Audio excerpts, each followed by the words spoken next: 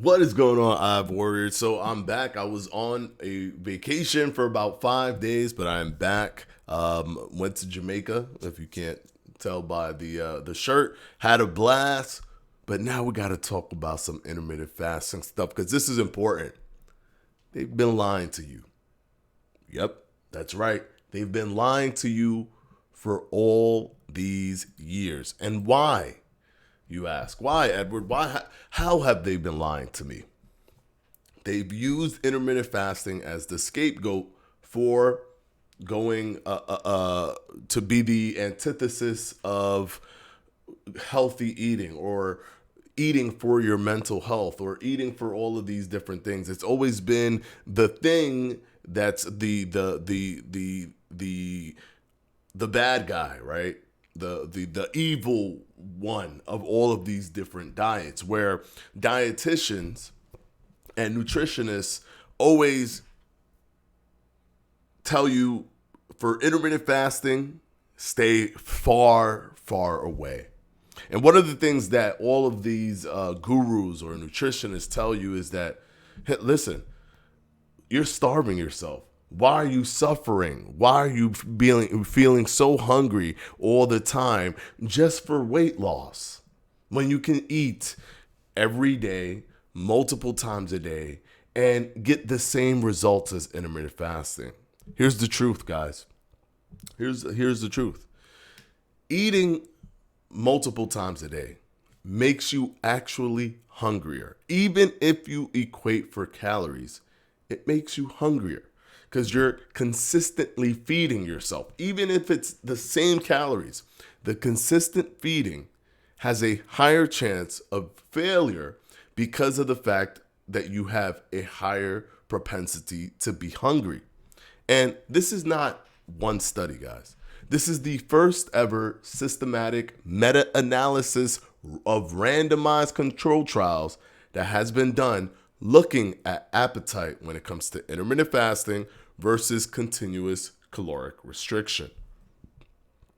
You have to understand, this is huge because we've never had this before. This study is very new, released in June of 2023 by Rebecca L. Ellsworth and colleagues, and they synthesized the data, all of the data that's out there.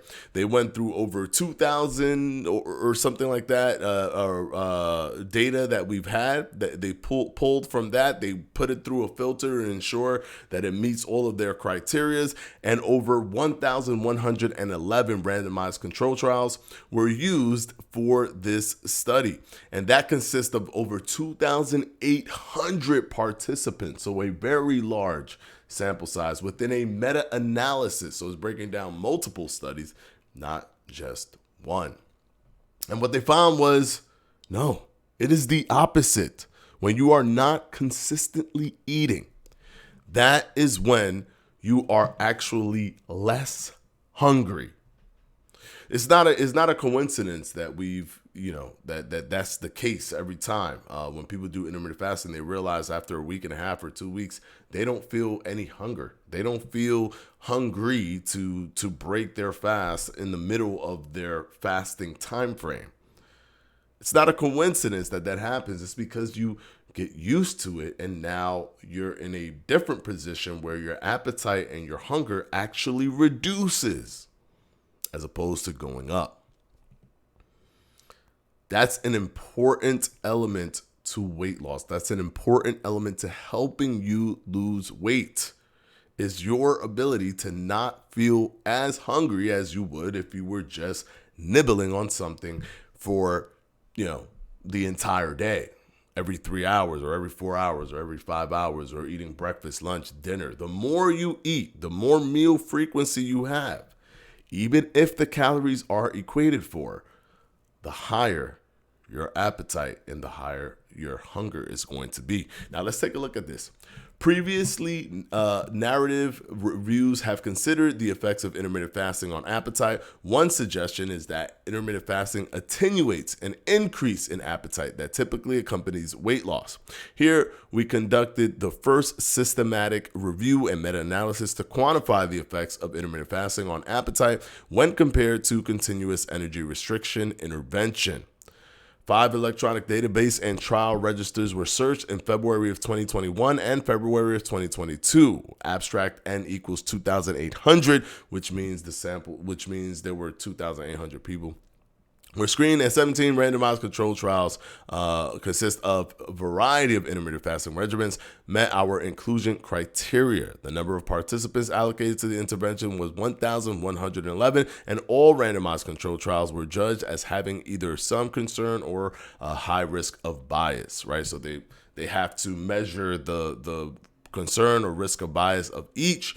And when looking at this to do the randomized control trials, these are the studies that they needed to work with, and for them to have the criteria where it's as rigid as possible with an intervention and a controlled sample size that are going up against each other in each individual one.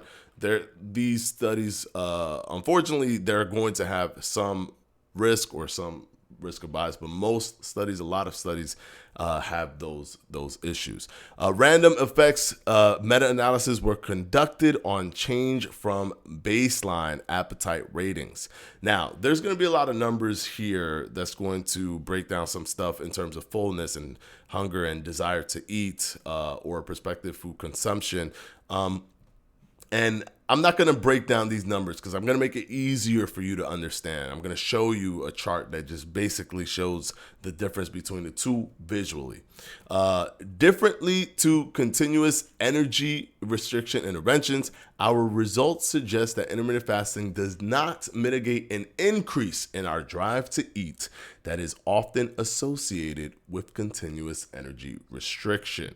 Now, I'm going to pull up a chart here so you guys can see what I am talking about in regards to this change or the difference between the two.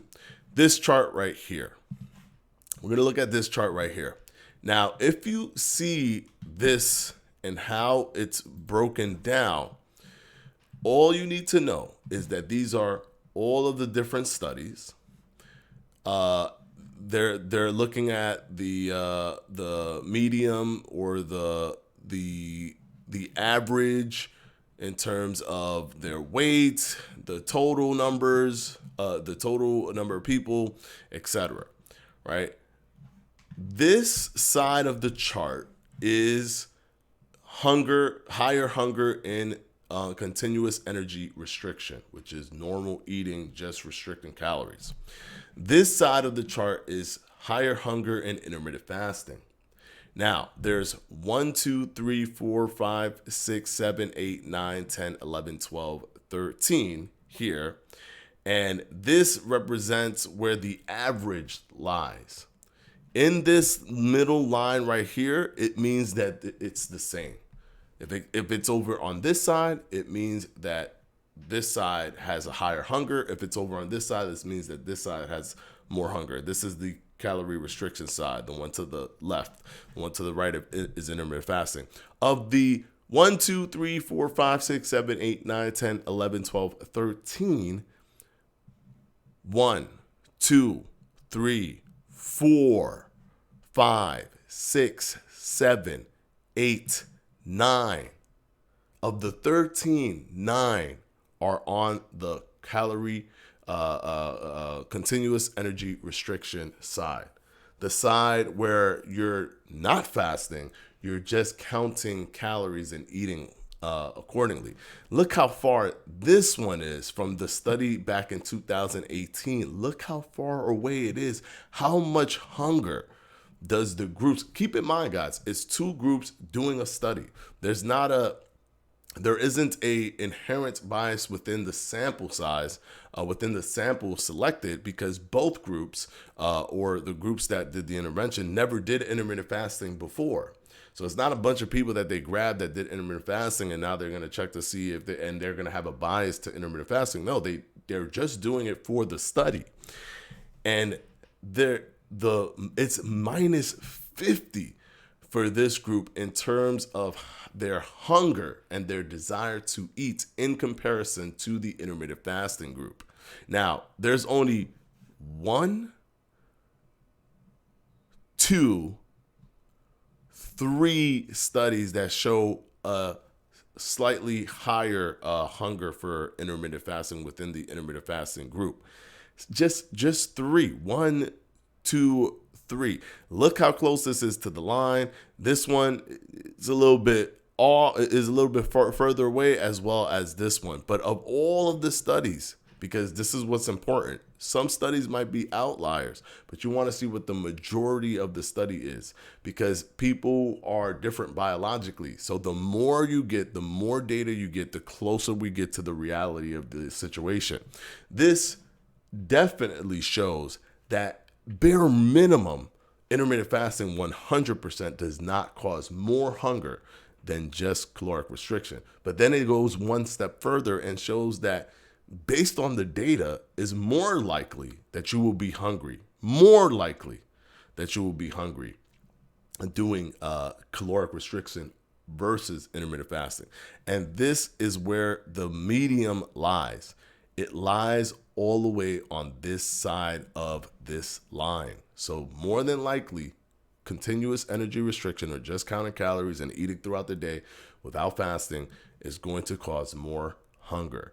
So if you actually want to do the diet that assists you in not feeling hungry, contrary to popular belief, because they've just been lying to you based off of their personal experiences where they've done intermittent fasting 1 day or 2 days, and obviously they're still in they're still built into the habit of eating multiple times a day, so they're going to feel hungry when they first do it. They're using their first day, their second day, their third day experience and telling you, hey, listen, you're going to feel hungry. This is going to cause you to binge eat. This is going to cause you to do all these different things. But it's actually the reverse.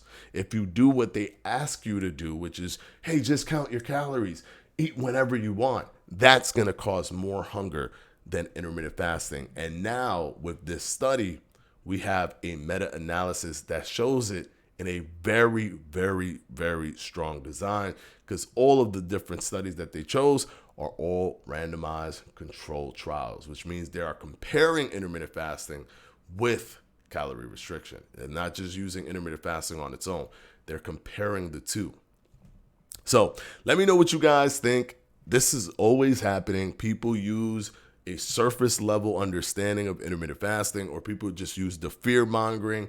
They know, hey, look, fasting equals starving, equals hungry, therefore eat as much as you want. But the reality, the studies are showing us that intermittent fasting is much more beneficial if you want to control hunger, if you want to control your appetite, than caloric restriction. And a lot of you are probably thinking to yourself, I already know that intuitively because I do intermittent fasting and I feel less hungry than I've ever felt when I was just counting calories. I felt like I wanted to eat more when I was eating throughout the day. But with intermittent fasting, I don't even feel the desire to eat. Yeah, it's not a coincidence. It's actually biologically more likely that you would feel that way. So hopefully this video has helped you guys. And of course, as always, this is Edward from Fledge Fitness. We will be back on Friday with another video. Peace out, guys.